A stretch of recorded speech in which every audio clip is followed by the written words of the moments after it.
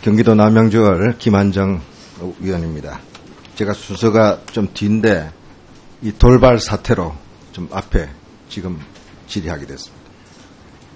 저는 오늘 이 광경을 보면서 도대체 국회가 국정감사를 하는가, 국민의 의혹과 비난의 대상이 되고 있는 장관 비호 무슨 청문회를 하는가, 참 걱정이 스럽습니다. 다른 의원을 비판하지 말고 본인 얘기만 하세요. 자, 다 듣고 나서 또 바른 기회에 말씀하시길 바랍니다. 자, 김영건 의원도 조용히 하시고. 자. 예, 조용히 합시다. 조용히 하고. 나중에 바른 기회에 충분히 이야기하실 수 있으니까 그렇게 하시죠.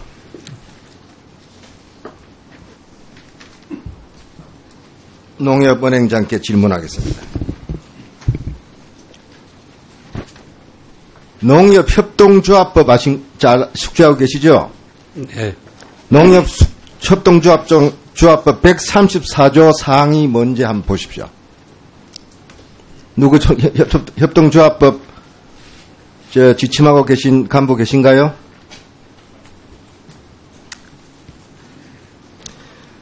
제 134조 사항 읽어드리겠습니다.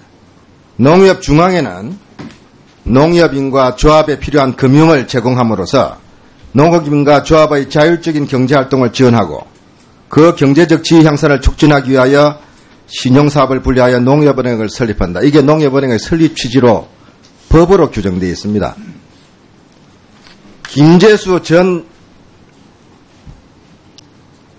농식품부 국장 그리고 농식품유통공사 사장 그리고 현 장관이 이런 농협은행의 농업인 본의의 그런 설립 목적에 부합하는 대출을 했으면 이게 문제가 됐겠습니까? 은행은 어떻게 생각하세요? 왜 이런 논란이 생겼다고 생각하십니까? 은행장님의 실수가 아니에요. 이거는 벌어진 사실이고 확인된 내용입니다. 자, 주택담보대출 금리를 이용한 농협은행의 고객들은 57만 명입니다. 그중에 김재수 장관이 누린 담보대출 1.42%를 혜택을 받은 사람은 0.17%입니다. 물론 신용이 훌륭한 분이겠죠. 자, 그 1.42%를 받은 한 970여 명 중에 공무원이 88명, 9%입니다. 농업인은 32명, 3%입니다. 이러한 비율이 이거 하나만 가지고 모든 걸 단정지어서는 안 되겠죠. 그러나 이러한 현실을 보면서 과연 농협은행이 자신들을 지감독하고 영향력을 미치고 있는 중앙공무원, 부처 관련의 공무원에게 이런 금리를 혜택을 준 것이 과연 우연의 일치고 그분이 재테크를 잘하고 금리를 잘 갈아타서 그렇다. 이런 이야기를 하는 것은 농협은행장께서 국민들 앞에 할 이야기는 아니라고 생각합니다. 어떻게 생각하세요? 저희들은 다른 은행하고 치열한 경쟁을 하기 때문에 우수한 고객 확보 차원에서 지급을 불문하고 우수 고객을 확보하기 위해서 금리 우대책을 쓸 수밖에 없다는 점도 좀 이해해 주시면 고맙겠습니다. 농협은행이 또 신용등급 1등급자 중에 신용대출을 하고 있는데 작년에 지금 통계로 111만 명의 신용대출을 하고 있습니다. 신용대출의 최저금리는 1.73%인데 김재수 장관은 1.82%를 적용받았습니다. 이 1.82% 이하의 금리를 적용받은 고객은 대출자는 400여 명인데 전체 111만 명 대출자의 0.04%입니다. 자, 0.04%로의 이런 금리 혜택을 김재수 장관한테 줬던 것이 단순한 우연입니까? 우수한 고객 유치 차원에서 농협은행이 경쟁을 하기 위해서 이런 금리를 제공을 했습니까? 왜 이러시는 거예요, 도대체?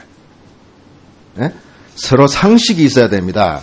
은행장으로서 지금 농협은행의 직원들이 몇 명입니까? 전체 직원. 저희들 16,500명. 점포수가 몇 개입니까?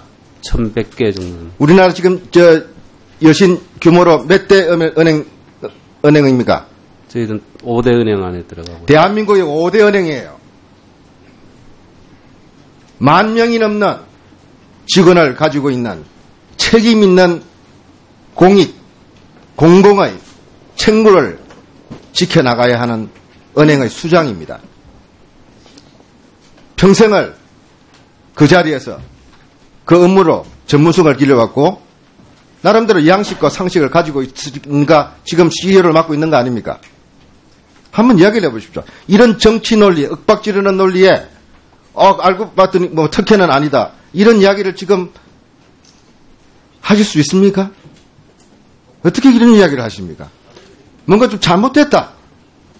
고쳐나가겠다는 게 더 맞는 이야기 아닙니까? 그 부분은 그래서 전번에 장관님 취임 이후에 농협은행에 요청이 있어서 농협은행으로 요청을 하셨습니다. 그래서 9월 중에 금리를 인상을 하셨습니다. 저는 오늘 다른 질문들은 나중에 보충 질의하겠는데 오늘 여당의 간사 되시는 의원께서 동료 의원 실명을 거론하면서 이 중차대한 농업의 운명과 농민의 지금 생계가 걸린 이런 농업 위기의 상황에서 국정감사장에서 논란이 된 장관 임명 배경에 대한 비호에 나서고 상대방 의원을 공격하는 이런 현실에 대해서 개탄하지 않을 수가 없습니다. 제가 다른 이야기를 하나 드리겠습니다. 왜 이 문제를 제가 제기를 했냐? 김재수 장관, 저도 포함돼서 대한민국에서 공직을 또 공공의 이익에 복무하는 사람들이 지켜야 될 기본적인 원칙이 있습니다. 그게 뭐냐면요. 제가 그때도 질문을 했습니다. 업무 연관성입니다. 이해관계가 상충할 때는 피해야 되는 겁니다. 김영란법의 정신도 바로 그겁니다. 업무 연관과 영향력이 있는 농협에다가 돈을 굳이 빌렸는데 그것도 특혜를 누리면서도 자기가 특혜를 누린지도 몰라요. 다산 정약용 선생은 그렇게 얘기했습니다.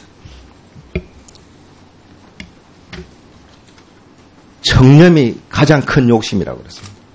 욕심이 많은 사람들은 재물에 욕심을 내지 말고 청렴에 욕심을 내야 했습니다. 공직자는 더더욱이 이것이 중요합니다. 국민들이 바라는 것이고 바로 그런 원칙 속에서 우리가 국정을 분담하고 또 공적인 책임을 맡아나가는 거 아니겠습니까? 다산 선생은 이렇게 얘기했습니다. 청렴에 세 등급이 있다. 최상은 본급 외에는 아무것도 안 가져가는 것이라고 했습니다. 남은 것 다 돌려주는 거라고 그랬습니다. 두 번째 등급은 본급 외에도 명분이 있는 거는 취하는 거라고 했습니다. 이거는 그것보다 못한 겁니다.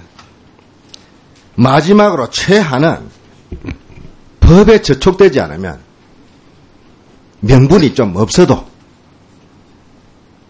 먹고 그 다음에 또 죄를 자기가 먼저 안 지으면 되는 거로서 다산 선생은 물론 그 시절의 이야기입니다. 오늘의 관리가 바로 이런 시점에 있다고 개탄을 했습니다. 병든 조선에 대해서 개탄을 했습니다. 그리고 뭐라고 말하냐? 이 최하 등급의 관리들은 옛날 같으면은 끓는 물에 삶아 죽이는 형벌에 처했을 것이라고 말씀하셨습니다. 여러분, 이 국정감사에서 뭐 몇몇 의원이 또 저도 이렇게 과도하게 질문을 하고 또 너무 이 공직 윤리에 대해서 너무 가혹하게 요구하는 거 아닌가 그런 판단을 하실 수도 있을 겁니다. 그러나 우리 같이 한번 생각해 보자는 거 분명히 얘기했습니다. 제가 김재수 장관한테 그 이야기를 했습니다. 그래서 본인도 송구스럽다고 그랬습니다. 몇 번을, 10번을, 제가 세보니까 10번을 그랬습니다. 국민의 눈높이를 못 맞췄고, 자기가 그런 데서 앞으로 특별히 조심하겠다고. 3일 뒤인가 4일 뒤인가 뭐라고 그랬습니까? 음해당했다. 흑수저라서 무시당했다. 그리고 이걸 보도한 언론들 가만 안 두겠다. 법적 조치하겠다. 내가 지금까지 살아온 거 그렇게 안 살아왔다. 정의롭게 살았다고 얘기했습니다. 바로 이런 자세와 국민이 보는 공직자의 그 간격, 그걸 저는 지적했던 것입니다.